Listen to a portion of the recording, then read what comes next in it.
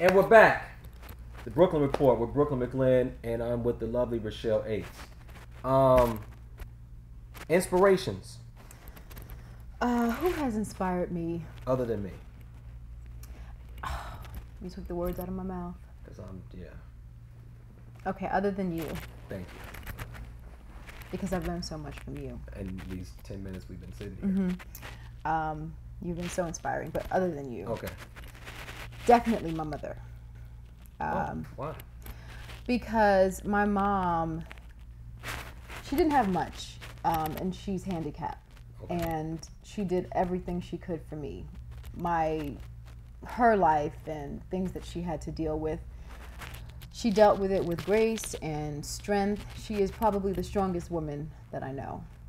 So she's inspired me to be a strong person and to just persevere and just pull through no matter what is going on in my life, to just keep moving forward. Also, I think, who else has inspired me?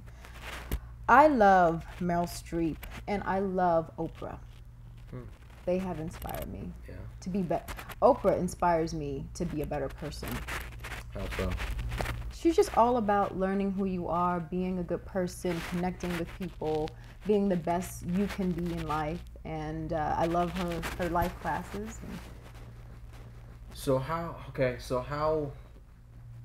What way were you before, and then now you're going, I want to be different? I'm not sure I was different before. I think that I'm just more aware now. You know what I mean? Aware of... I mean, I feel like I've always been a good person, but now I just feel like I'm more... what is the word that I'm looking for? There's just an intent behind it. You know what I mean? So it doesn't seem as random or coincidental, or you're setting out objectively. I'm setting out objectively to be a better person. I would say that growing up, I was more about self in terms of my career and putting those 10,000 hours in to be a great dancer and then to be a great actress. But now I also know that it's because God has put this gift in me to help other people. So I think I was going at it differently. I was going at it from a more, personal interest. Whereas now you're trying to be more of service to other people. Yes, exactly. It's listening to you talk about your mom. Like, I don't think, does anybody really appreciate their parents the way they should? You know what I mean? Like, I do. Yeah. I think you start to appreciate them more when you get older. Yeah. I didn't really think about it. Once I became a teenager, I didn't even want to hang out with my mother.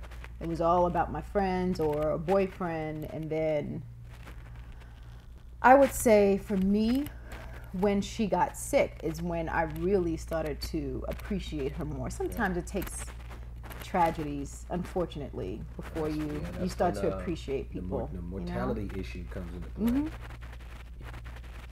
I think about my mom, and my mom she waited tables for 18 years while my dad was off doing his thing. And when I think about the things that my mom put up with, endured, within the relationship, raising, 3 boys, like, my mom is like, I can't say enough about my mother. My mom is just, you swear she just had me yesterday. You know what I mean? It's like, Mom, no, I'm not a baby anymore. Like, but you're my baby.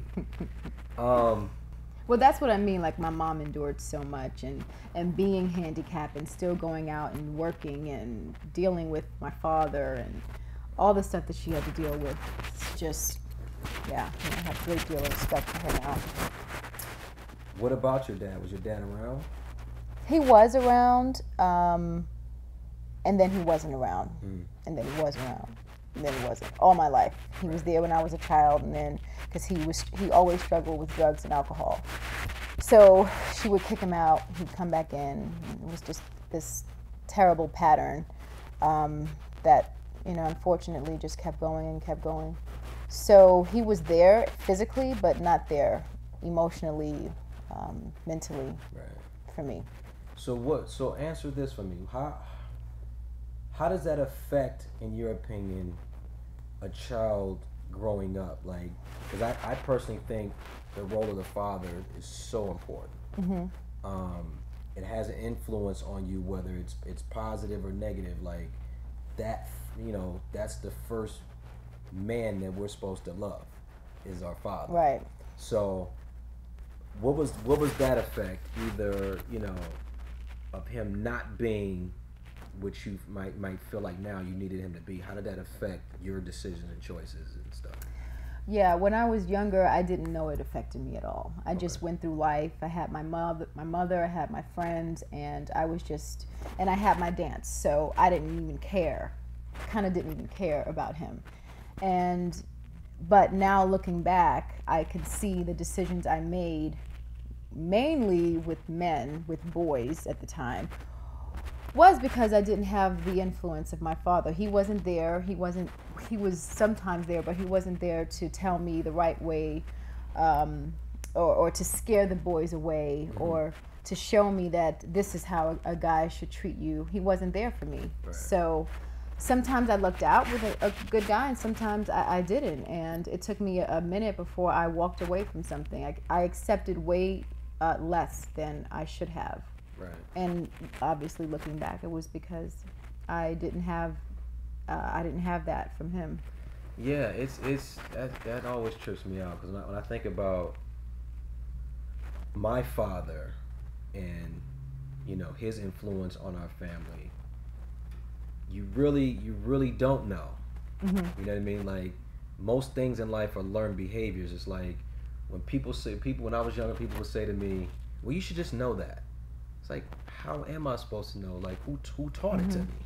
Like, we're just supposed to figure it out either through looking at other bad relationships or TV and images or news, gossip magazine. You know what I mean? Like, where is that? Mm-hmm.